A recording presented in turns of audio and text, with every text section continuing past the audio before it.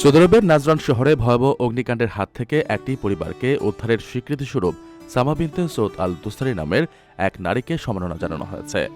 মঙ্গলবার নাজরানের আমির প্রিন্স জালাউই বিন আব্দুল আজিজ নিজ কার্যালয়ে ওই নারীকে এই সম্মাননা প্রদান করেন।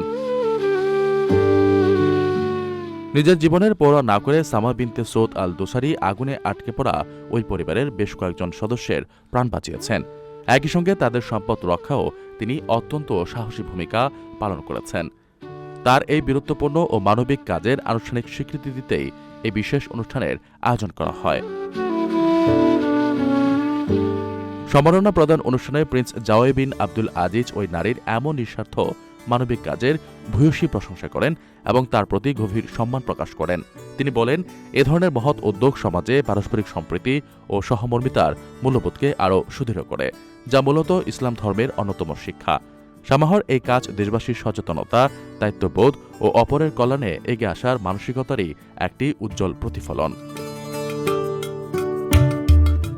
মঙ্গলবারের এই সম্মাননা প্রদান অনুষ্ঠানে নাজরান শহরের সিভিল ডিফেন্স বিভাগের পরিচালক ব্রিগেডিয়ার জেনারেল নওফ আল ওতাইবি এবং সামাহার বাবাও উপস্থিত ছিলেন। প্রবাসীদের জন্য নির্মাণ হচ্ছে দেশের প্রথম স্মার্ট সিটি, যেখানে থাকছে স্কুল, মসজিদ, হাসপাতাল, সুইমিং পুল, হেলিপ্যাড, পাঠাগার, জিম, সুপারমার্কেট, শিশু পার্ক সহ সকল নাগরিক সুবিধা। মাত্র ৩০ লাখ টাকা বিনিয়োগে মিলছে আকর্ষণীয় ফ্ল্যাট।